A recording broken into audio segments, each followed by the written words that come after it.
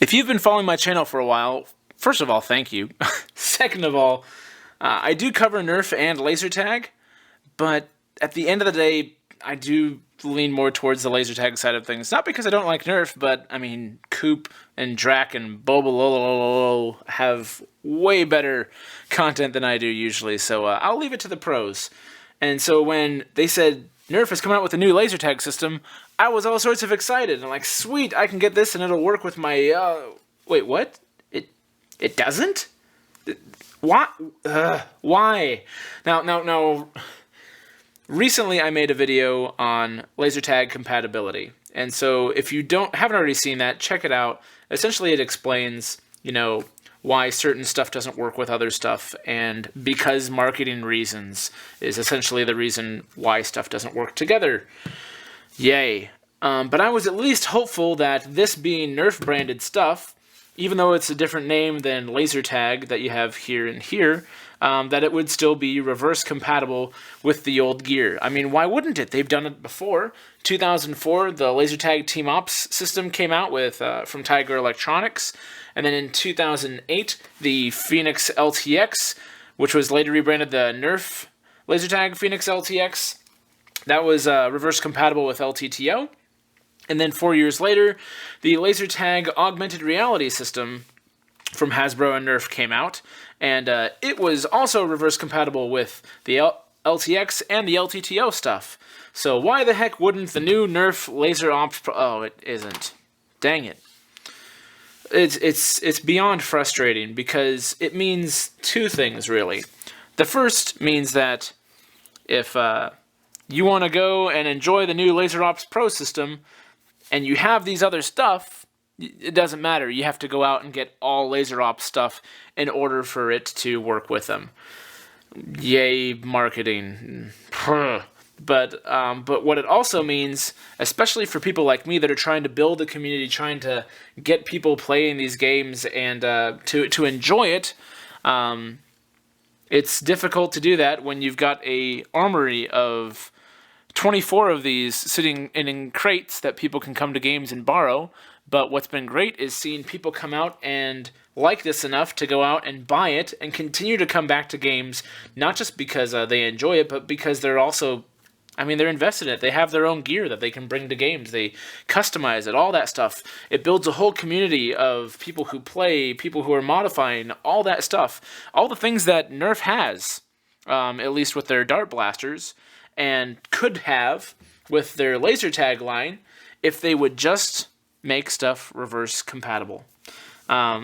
Even at a basic point, this thing kind of technically couldn't be reverse compatible because it doesn't have a shields button anywhere. It's just a shoot and reload. But the basic team settings would technically work. The dome up top would work. The emitters, everything should technically be able to work, but some guy who decided to design the Laser Ops Pro system used a completely different set of signal protocols, and this can shoot all the livelong day at a Phoenix LTX, and it won't take a single hit because programming, because marketing, because some figure of some guy had to try and sell more of these by making people only be able to use these. I get it, but that's the short game. The long game has been killed. And the long game was this reverse compatibility that's been going on for over a decade. And it's not a very big community, but it is one nonetheless. And I'd like to think that a blaster like the Laser Ops Pro Alpha Point and the rifle that's in there and the app and all that stuff, people could enjoy these, and then they could use it on a basic level with this stuff to be able to go to other games or maybe... Just any sort of reverse compatibility, any sort of interplay has been thrown out of the window from a rather tall building to begin with. So that's kind of my main beef with the system. Works. It has some glitches, but it still functions as a laser tag system would. So in that right, it's good.